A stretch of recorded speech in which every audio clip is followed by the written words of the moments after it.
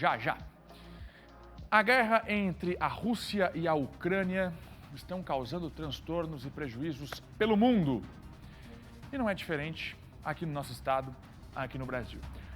Santa Catarina é grande parceira econômica de exportação e importação para esses países e, por isso, já teme sofrer os impactos. O Thiago Pires foi tentar descobrir e vai contar para a gente agora respostas importantes que nós aqui estamos fazendo. Vai ter reflexo na economia, reflexos no que a gente compra, no que a gente vende, no que a gente consome. A gasolina muda? É o que o Thiago vai explicar para a gente agora. Rodou. Interesses econômicos, políticos e territoriais. Esses são alguns dos motivos que fizeram com que a Rússia declarasse guerra à Ucrânia. Os ataques estão acontecendo por mar, ar e terra desde a madrugada de quinta-feira. E já são muitos os reflexos negativos no mundo todo. A guerra está acontecendo neste momento a mais de 11 mil quilômetros de distância aqui de Santa Catarina. Mas afinal, o que nós, brasileiros, catarinenses, temos a ver com isso? De que forma isso pode nos impactar? A resposta é bem simples, mais do que você imagina. Santa Catarina é grande parceiro da Rússia e Ucrânia na exportação e importação de diversos produtos. Para se ter uma ideia, só em 2021, com a Ucrânia, o estado exportou 5,83 milhões de dólares e importou um montante de 27,18 milhões de dólares.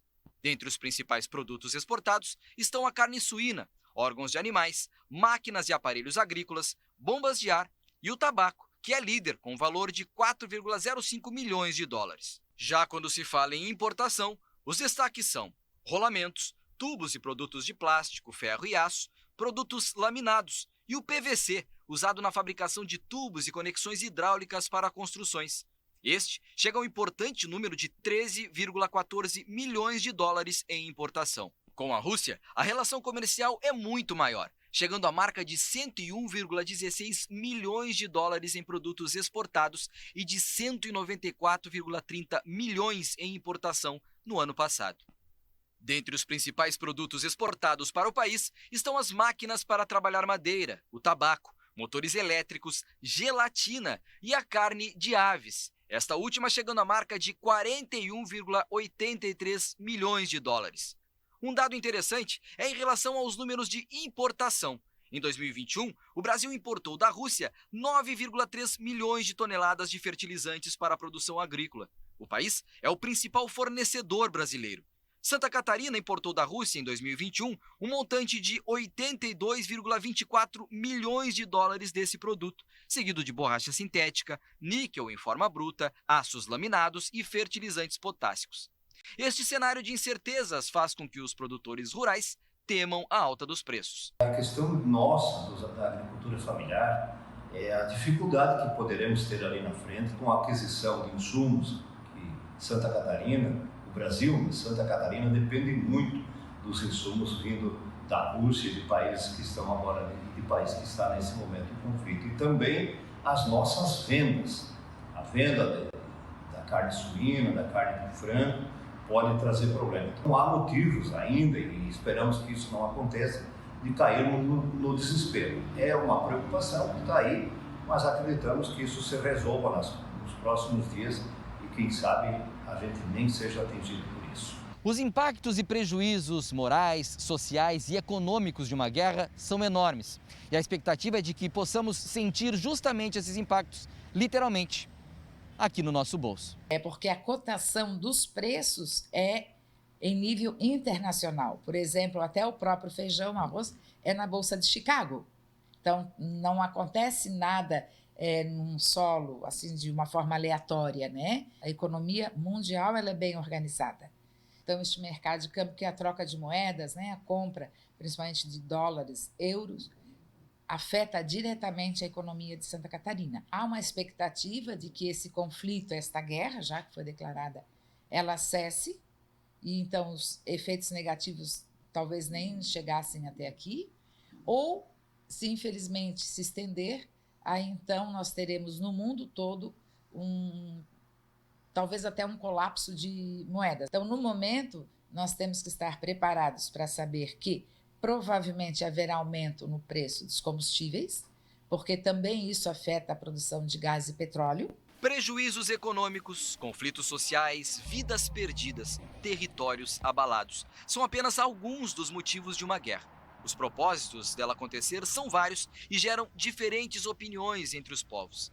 A única coisa que não se tem dúvidas é de que a batalha nesse momento é entre dois países, mas quem sofre os impactos e as consequências é toda a humanidade.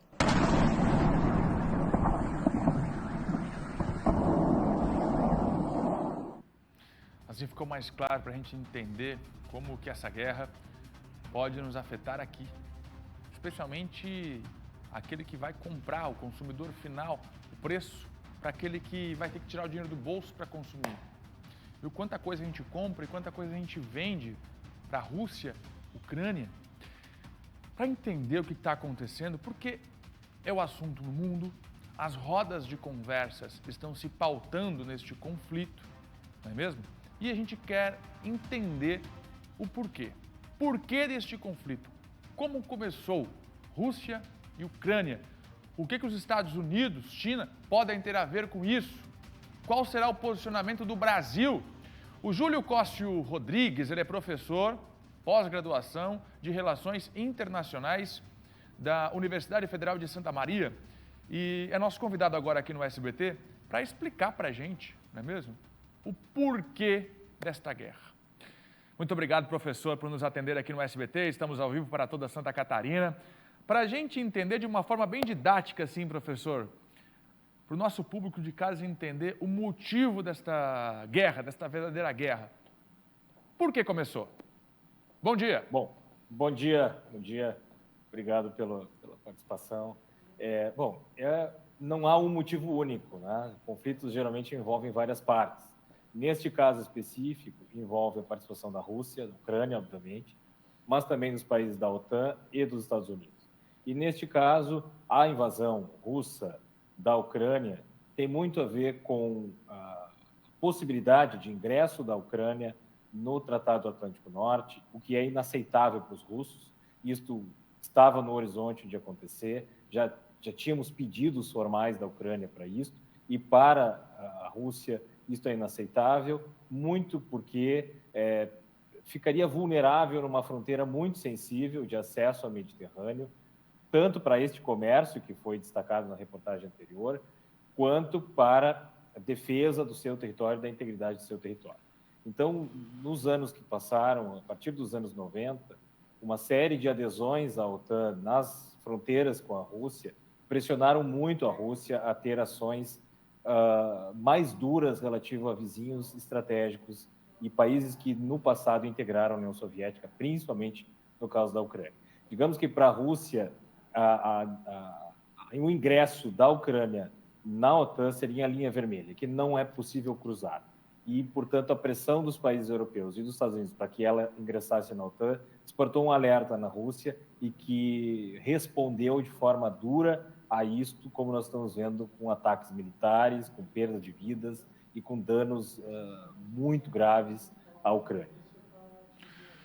Muito bem, professor. Eu estou entendendo junto com vocês de casa aqui, junto com o professor, porque são muitas as informações, né? E a gente busca, de fato, especialistas para saber o que é real, né? O que a gente precisa entender e ter as respostas para esta guerra. Então, vamos ver. O professor disse se eu estou errado ou se eu estou certo. Entendi aqui que a Ucrânia, né, se assanhava lá para entrar para a OTAN.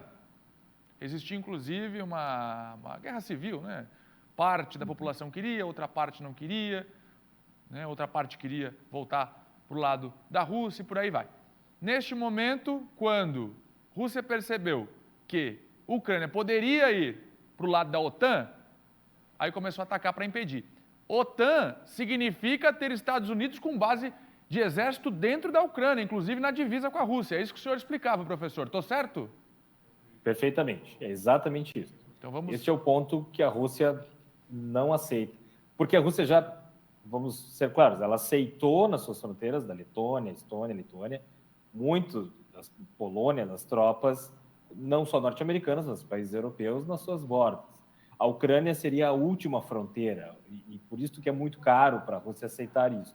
E um governo muito pró-americano, que está lá, do Zelensky, tinha acenado muito com a possibilidade de ingresso na OTAN, o que poderia vir acompanhado de estabelecimento na Ucrânia de escudo antimísseis balísticos, que, ao fim e ao cabo, é a força militar russa que garante que as relações entre ela e os Estados Unidos fiquem no nível estratégico sem conflito direto entre eles.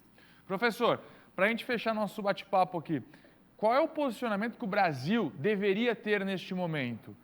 É ficar neutro? É tomar partido? Na sua visão, né? Para evitar impactos econômicos como estes que a gente acabou de mostrar. Qual a posição que o Brasil deveria adotar na sua visão?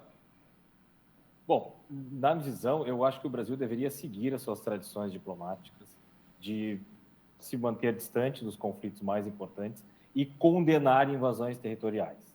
O Brasil, historicamente, condena incursões territoriais e respeita a integridade física dos estados. Então, esta seria a posição esperada.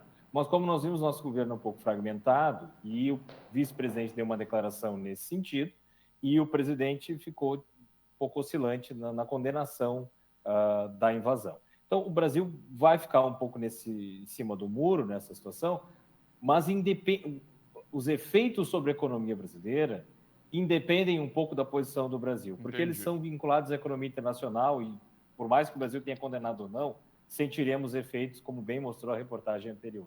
Sentiremos, né? Muita coisa aqui ainda com relação ao dólar, especialmente os combustíveis e por aí vai. Professor, obrigado pela sua participação aqui no SBT.